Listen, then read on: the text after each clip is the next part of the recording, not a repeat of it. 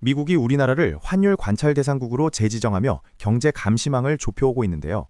7년 만에 명단에서 빠졌다가 다시 돌아온 것입니다. 이는 트럼프 2기 행정부가 관세 정책을 본격화하기 전 무역 상대국들을 면밀히 살피겠다는 강력한 신호로 해석됩니다. 환율 관찰 대상국이 되면 우리 정부의 외환 시장 대응 능력이 위축될 수밖에 없습니다. 시장 변동성을 줄이기 위해 달러를 공급하는 등의 조치가 자칫 미국의 환율 조작 의심을 살 수 있기 때문인데요. 결국 원화 가치 하락세가 지속되면서 수입 물가 상승에 대한 우려가 커지고 있습니다. 이번 미국 재무부 반기 보고서에 따르면 한국의 대미 무역 흑자는 520억 달러로 경상수지 흑자와 함께 지정 기준을 크게 상회했습니다. 미국 입장에선 한국이 자국과의 교역에서 얻는 이득이 너무 크다고 판단하고 있는 건데요. 스콧 베선트 미 재무장관은 통화정책에 대한 분석을 더욱 강화하겠다고 공식 발표했습니다. 상황이 이렇다 보니 시장에서는 환율이 1,500원 선을 위협할 수 있다는 긴장감이 돌고 있습니다. 특히 트럼프 당선인의 관세 인상 압박이 현실화될 것이라는 전망이 더해지면서 안전자산인 달러로 자금이 빠르게 이동하는 달러 쏠림 현상이 심화되고 있습니다. 여기서 세상이 정말 변했다는 게 느껴지는 지점은 우리 국민들의 달라진 대응 방식입니다. 과거 1997년 외환위기 당시엔 전 국민이 금모으기 운동에 동참하며 나라를 구하려 애썼던 기억이 있죠. 하지만 지금은 분위기가 완전히 다릅니다. 국가적 위기 상황에서 개인들은 오히려 달러 자산을 늘리고 있습니다. 최근 서학개미들이 보유한 미국 주식과 달러 자산 규모가 250조 원을 돌파하며 역대 최대치를 경신했습니다. 정부가 외환 방어에 총력을 기울이는 사이 개인 투자자들은 각자의 자산을 지키기 위해 발빠르게 달러 경제권으로 편입되고 있는 셈입니다. 현재 정부는 매우 까다로운 처지에 놓였습니다. 미 재무부는 한국이 원화 약세를 막기 위해 73억 달러를 투입한 사실을 상세히 기록해 두었는데요. 환율 급등을 방치할 수도 없지만 적극적으로 개입하기엔 미국의 감시가 큰 부담이 되는 진퇴낭난에 빠진 것입니다. 외환당국은 국민연금과의 외환 스와프 한도를 650억 달러까지 늘리는 등 가용 자원을 총동원하고 있습니다. 시중의 달러 부족을 연금 자산으로 메꾸며 방어벽을 치고 있는 건데요. 국민의 소중한 노후 자금이 환율 시장의 최후 보루 역할을 하고 있다는 점에 시장의 관심이 쏠리고 있습니다. 하지만 정보력이 높아진 개인 투자자들은 정부의 대응을 지켜보기보다 선제적인 움직임을 보이고 있습니다.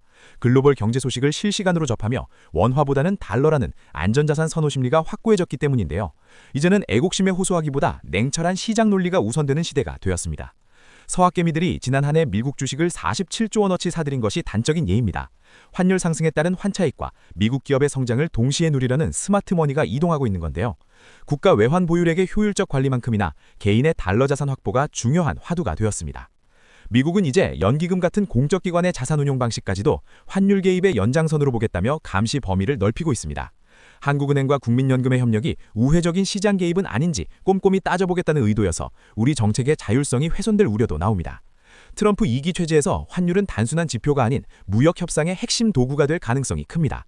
환율 관찰 대상국 지위를 근거로 통상 압박을 가하거나 FTA 재협상에서 유리한 고지를 점하려 할 텐데요. 미국 우선주의라는 파고를 넘기 위한 치밀한 전략이 시급한 시점입니다. 이는 당장 우리 실생활에도 직접적인 영향을 줍니다.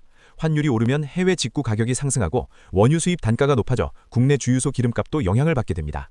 고물가 흐름 속에 환율까지 가세하면서 가계 경제의 부담이 한층 가중되고 있습니다. 수출 기업들도 고민이 깊습니다.